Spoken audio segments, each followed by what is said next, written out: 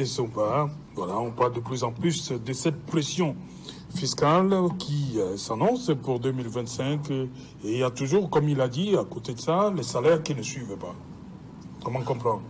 Oui, nous sommes au cœur de la pression fiscale, mais je tiens déjà à rappeler ici que l'inflation, en fait, est à l'échelle internationale.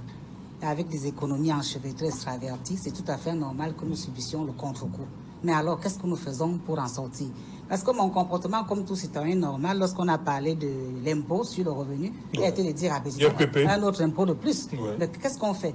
Mais lorsque j'ai suivi, j'ai entrepris de chercher un peu pour comprendre de quoi il s'agissait.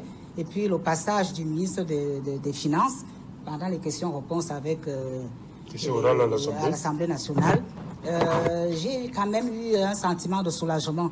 Parce que parlant de cette pression fiscale, on a comme l'impression un peu que elle est forte, mais je ne crois pas. Parce que dans une étude menée dans la sous-région SEMAC, on a réalisé que le gouvernement plutôt avait mis en place des mécanismes de recherche d'équité sur l'équité fiscale sur les contribuables.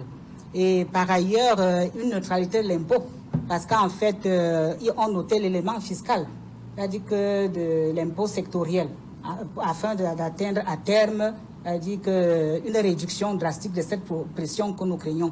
Donc lorsque j'ai essayé de voir ça, j'ai compris qu'en fait, ce n'est pas ce que nous croyons. Parce que de prime abord, quand on dit il y a inflation, il y a ceci, c'est la crainte, c'est la panique généralisée.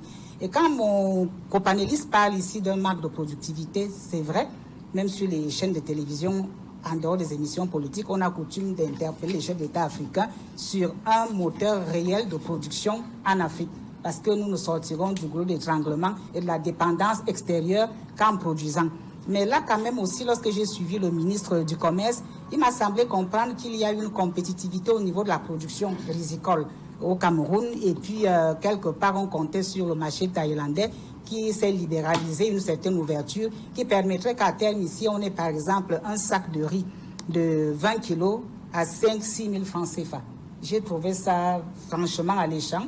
Et je me suis dit, mais si les choses iraient dans ce sens-là, je crois qu'il n'y a pas lieu de s'alarmer. Et surtout que c'était dans des brefs délais. Il parlait des fêtes de fin d'année et puis une continuité dans les jours à venir.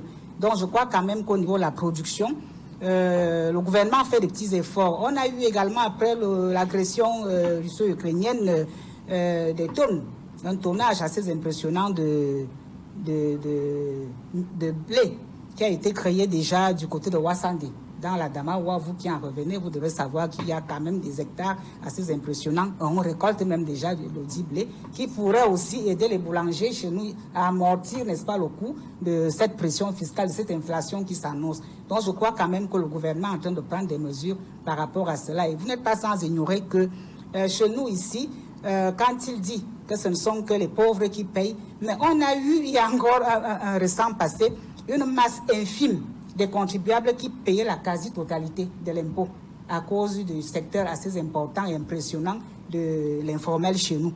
Donc je crois qu'on est en train de chercher cette équité-là et une fois qu'on l'a trouvé, ils ont déjà trouvé parce qu'ils ont communiqué des voies de sortie, les choses s'arrangeraient. Okay.